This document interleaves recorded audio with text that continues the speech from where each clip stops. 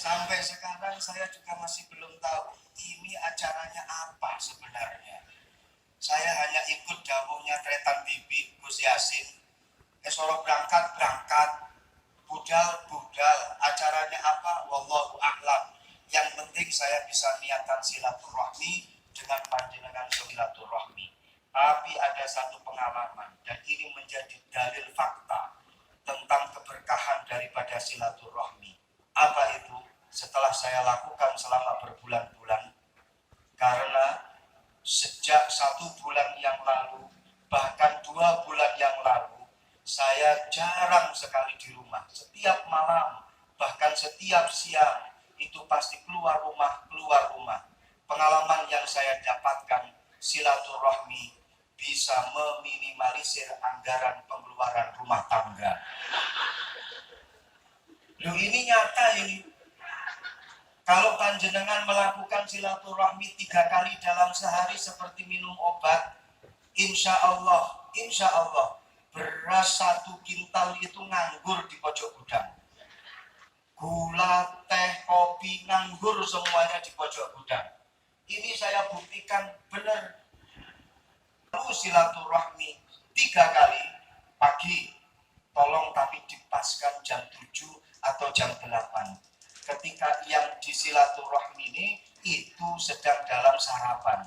Insya Allah ketika panjenengan hadir, panjenengan pasti akan ditawari monggo deur, korek deur. Betul? Enggak enak ketahuan. Yang agak jauh panjenengan di situ dipaskan jam 12 atau jam 1 siang. Insya Allah panjenengan juga akan mendapatkan santapan makan siang gratis. Nanti kalau malam panjenengan juga cari target yang berikutnya. Tepatkan jam 7 atau jam 8 malam. Insya Allah panjenengan juga akan mendapatkan tawaran makan malam gratis, free dinner. Ini kalau genep 2 bulan, apalagi sambil membawa istri dan putra putri panjenengan dibawa semuanya, yakin insya Allah beras nganggur, teh nganggur, kopi nganggur, sehingga pengeluaran rumah tangga irit seirit-iritnya. Pengalaman. Kalau dalil panjenengan pasti sudah banyak yang punya. Alhamdulillah, mulai dari tadi pagi istri saya belum masak. Berangkat tidak ada masak-masakan, langsung berangkat. Alhamdulillah. Ini insya Allah saya husnudzon, pasti sudah disiapkan makan siang untuk saya. Sallallahu Muhammad. Ya Allah, acara ini apa ini, Cak? Subhanallah. Haflatul Ikhtibar ke-80. NG. Yang pertama saya pesan kepada para wisudawan dan wisudawati. Wisudawan tanpa wisudawati. Alhamdulillah, semoga panjenengan mendapatkan ilmu yang manfaat, barokah. Para muallim, para ustadz, saya ucapkan terima kasih, jazakumullah ahsanal jazak. Para ustadz, panjenengan sudah digariskan oleh Syekh Mbah Kiai Hasyim Asy'ari. Di dalam kitab Adabul Alim wal Muta'allim, Mbah Kiai Hasyim Asy'ari dawuh ala anna ta'lim min ahammi umuriddin wa a'la darajatil mu'minin. Lengeleng, yang namanya taklim mengajarkan ilmu kepada murid, transformation of knowledge, muncaan orang beladu, mentransformasikan pengetahuan kepada murid, dipundawuhkan oleh Mbah Hasyim Asy'ari sesetung. Yang pertama maksud saya, min ahammi umuriddin, yaitu penting-pentingnya permasalahan agama. Nomor 2, wa a'la darajatil mu'minin, tinggi-tingginya derajatnya orang mukmin. Yang pertama min ahammi umuriddin, penting-pentingnya permasalahan agama. Panjenengan para asatid, Masya Allah, memiliki kontribusi yang top-topan luar biasa. Tiada banding, tiada tanding. Memang para ustadz tidak ada bandingannya. Wong kok ngene kok di saing-saing ke. Masya Allah. Tepuk tangan untuk alumni. Aduh.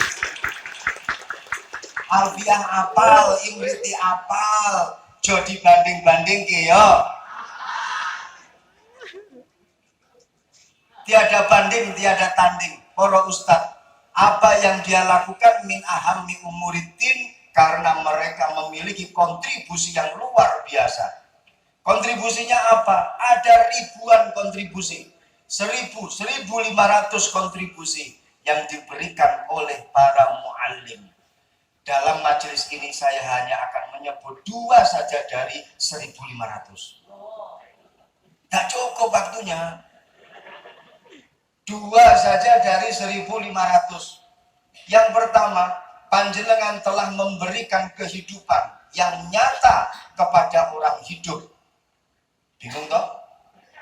Panjenengan telah memberikan the real life, kehidupan yang nyata kepada manusia yang sudah hidup, karena tanpa kontribusi dari panjenengan, orang yang hidup ini bisa mati walaupun dia dalam keadaan hidup. Bingung? Sama. Artinya bagaimana? Dengan ilmu yang telah panjenengan berikan, membuat mereka dalam keadaan kehidupan yang nyata. Ini berawal dari satu kaidah yang selalu dipasang oleh negara-negara maju. Bagaimana Jerman mengatakan education of life, bagaimana Jepang mengatakan sama, yang namanya pendidikan itu adalah kehidupan. Singapura juga memiliki satu prinsip education of life. Di negara-negara maju, yang namanya belajar itu hanya ada 2 kemungkinan dalam pembiayaan. Yang pertama, kalau biayanya itu tidak mahal sekali atau dia tidak membayar sekalian. Hanya ada 2 kemungkinan. Kalau tidak membayar dan dengan membayar mahal, atau dia mendapatkan beasiswa atau scholarship. Jadi tidak ada yang namanya belajar di negara maju, pembayaran SPP-nya itu tengah-tengah, nggak ada. Apalagi bisa diutang, nggak ada. Apalagi di situ tertera SPP-nya sekian, tapi nggak membayar sampai 3 tahun. Nggak ada di sana. Jangan disamakan di sini dengan di sana. Ini yang ketawanya agak kecut, kelihatannya pengalaman ini. Masalah SPP. Di negara maju itu masalah pembayaran pendidikan, masalah operasional pendidikan, itu hanya ada 2 kemungkinan. Yang pertama, pembayarannya mahal banget, atau dia menjadi orang yang beruntung tidak membayar sama sekali. Kenapa tidak membayar sama sekali? Karena ada donaturnya, karena ada scholarship, karena ada beasiswa. Siapa yang memberikan beasiswa? Para agnia, orang-orang kaya yang mementingkan pendidikan, yang memiliki kesadaran bahwa pendidikan itu penting. Pendidikan itu adalah kehidupan. Akhirnya mereka berani mengeluarkan miliunan dolar untuk apa? Pembeasiswaan bagi orang-orang yang berprestasi. Kemudian yang kedua, itu pembayaran mahal bagi mereka yang ingin objektif dan sportif, pengen bayar sendiri, bayarnya pasti mahal. Saya punya teman sekarang ini kuliah di Oxford. Oxford itu beladu ke timur terus. Di situ di Oxford setiap 1 semester dia harus mengeluarkan 500 juta rupiah. 500 juta rupiah untuk 1 semester. Di Harvard tidak jauh beda, walaupun toh agak sedikit murah, 300 juta per semester atau per 6 bulan. Itu di luaran sana, semacam itu. Kenapa? Karena mereka sadar bahwa yang namanya pendidikan itu adalah kehidupan. kehidupan. Lah wong urip kuwi larang. Orang hidup itu mahal.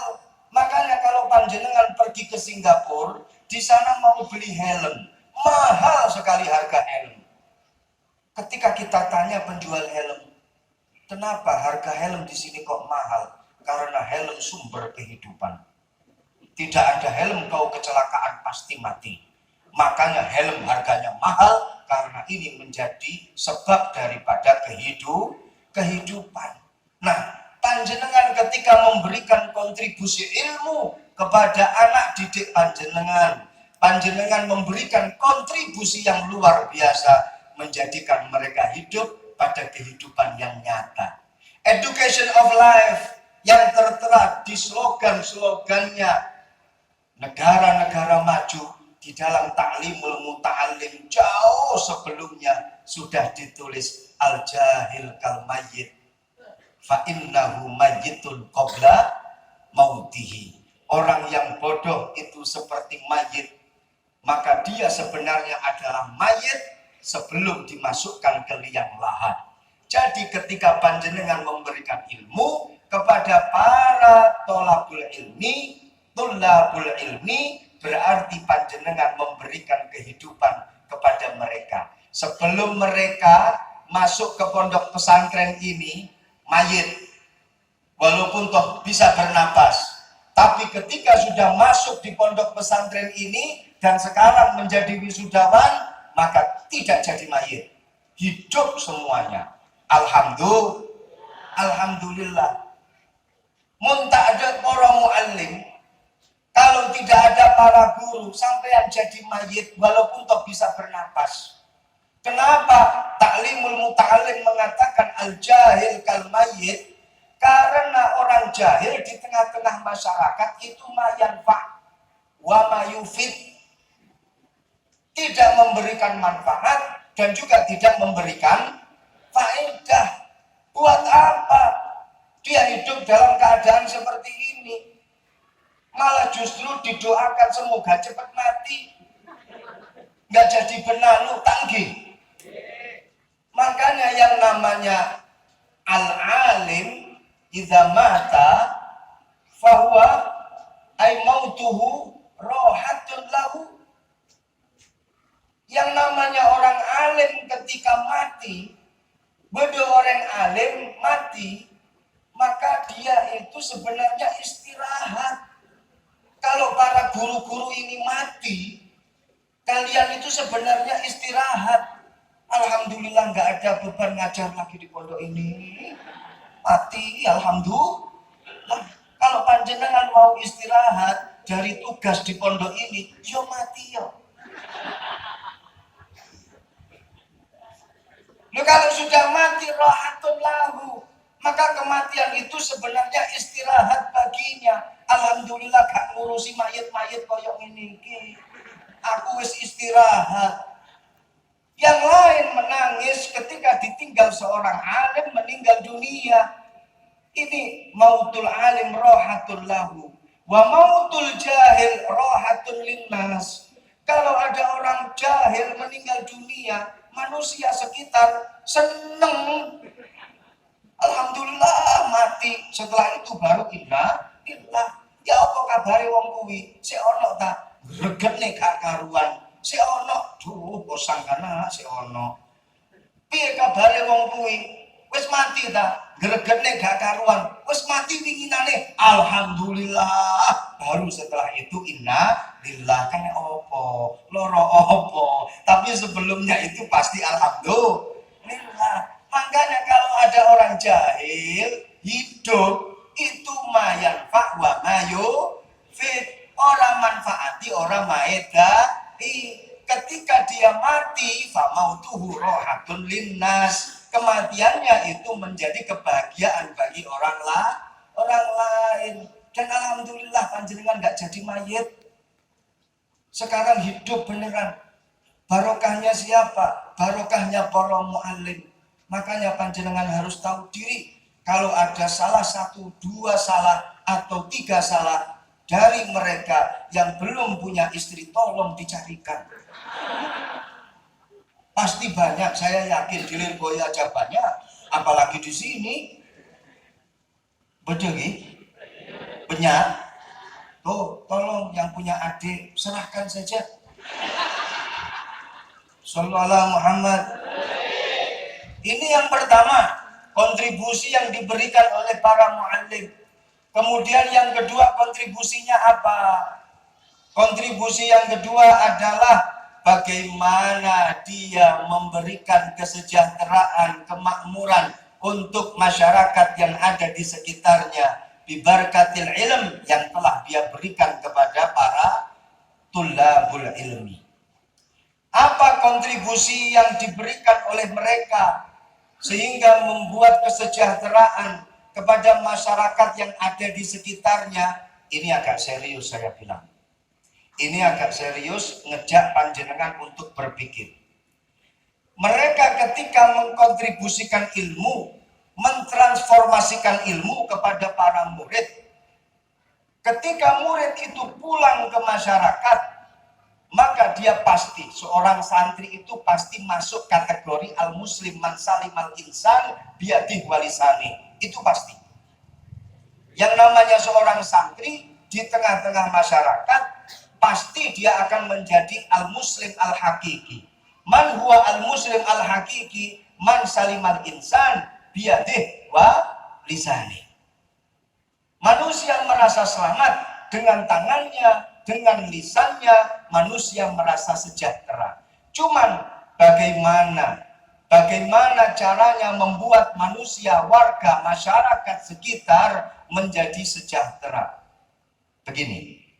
Yang pertama, cara berpikirnya berangkat dari satu kaidah yang ditulis oleh Al-Imam Al-Mawardi di dalam kitab Adabud Dunya Waddin. Di situ dikatakan metode Al-Hadarah Al-Islamiyah fil bilad itu ada 6. Metode tentang pembentukan masyarakat yang hadarah, memiliki peradaban yang cemerlang, itu ada 6 konsep. Harus dilakukan semuanya. Saya akan urut mulai dari yang terakhir yang disebutkan oleh Al-Imam Al-Mawardi. Tapi saya akan menjelaskan yang nomor 1 saja. Karena kalau 6 ini semuanya saya jelaskan, kalian harus daftar di perguruan tinggi saya. Ini membutuhkan waktu 4 SKS. Yang nomor 6, di dalamnya harus ada amalun fasihun, yaitu satu program yang berkelanjutan, berjenjang, dan futuristik. Amalun fasihun. Kemudian yang kelima, di dalam satu daerah itu harus ada khosbun daim. Artinya apa? Harus ada pemberdayaan ekonomi, penguatan masyarakat dari sisi ekonomi. Okay. Kemudian yang keempat itu adalah adlun syamilun, yaitu keadilan yang merata. Kemudian yang ketiga adalah amnun amun, keamanan yang bisa dirasakan oleh seluruh masyarakat. Yang kedua, sultanun qahirun, yaitu seorang pemimpin yang berani membuat satu kebijakan. Yang pertama disebut oleh Al-Imam Al-Mawardi tentang konsep hadarah Islamiyah di dalam satu daerah. Apa itu? Dinun muttaba. Apa? Dinun muttaba. Agama yang diikuti oleh semua warganya. Kenapa Al-Imam Al-Mawardi mengatakan dinun muttaba ini menjadi faktor utama untuk terjadinya, terbentuknya masyarakat yang hadarah, masyarakat yang madani? Karena kalau dinul muttaba atau agama itu bisa dirasakan dan harus direalisasikan oleh semua masyarakat tanpa terkecuali.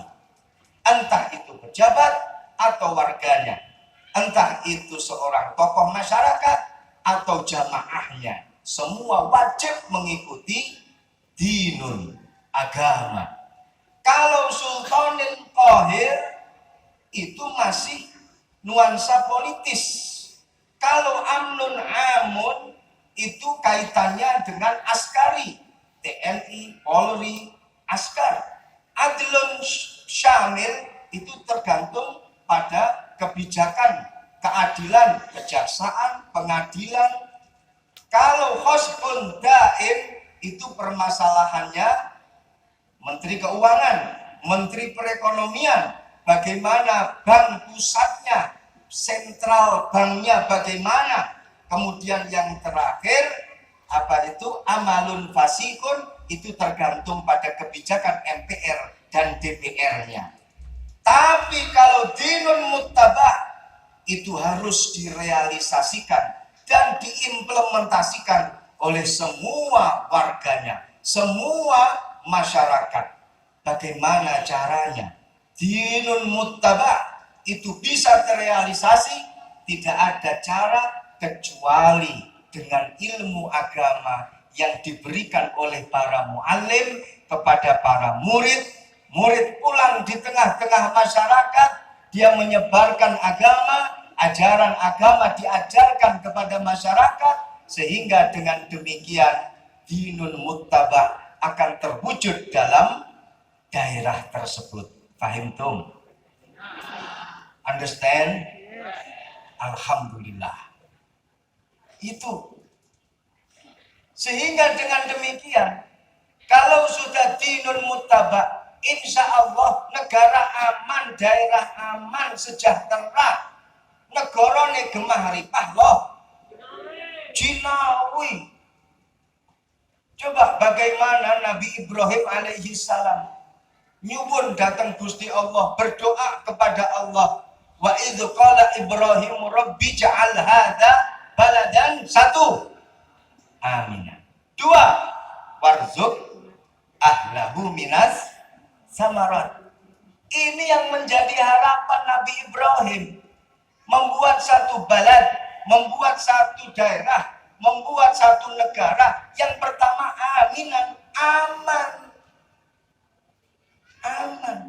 Nah, Imam Al-Mawardi dalam hadarahnya di situ telah menetapkan bagaimana aman itu bisa terwujud. Yang pertama itu adalah harus dinun muttabah. Kemudian yang kedua baru warzuq ahlahu. Ini juga menjadi satu siri, rahasia. Nabi Ibrahim yang diminta kepada Allah untuk kota Makkah itu apa? Aminah. Kemudian yang kedua warzuq ahlahu. Yang pertama masalah keamanan. Yang kedua masalah pemberdayaan ekonomi. Memang kaitannya erat sekali. Negara kalau ekonominya terberdaya, negara kalau ekonominya bagus, maka insya Allah negaranya akan aman. Sampai titeni, lek ono desa kok melarat kabeh, roto-roto miskin, rawat saben dina. Nggih napa nggih? Sing nyolong lah, sing rampok lah, macam-macam. Itu dikarenakan apa? Dikarenakan masalah pemberdayaan ekonominya tidak terjamin. Tapi kalau masyarakat rata-rata itu terjamin ekonominya, maka insya Allah dia akan aman. Ini sudah menjadi korelasi yang tidak bisa dipisahkan. Makanya jenengan lihat. Negara mana saat ini yang dirasa sebagai negara paling aman di dunia? Ayo. Bener, tak masuk. Bukan, gak masuk. Hah? Swiss. Mana? Swiss. Qatar.